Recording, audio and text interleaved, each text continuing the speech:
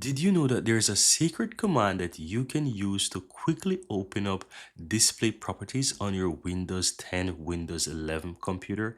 In this video, I'm going to share with you that command. So you want to stick around with me for a couple of seconds so that I can share with you how to use this command. So all you have to do, press the Windows key on your keyboard or your taskbar and type in run. Click and open up that run command. And here you want to simply type in Control Desktop. That's it.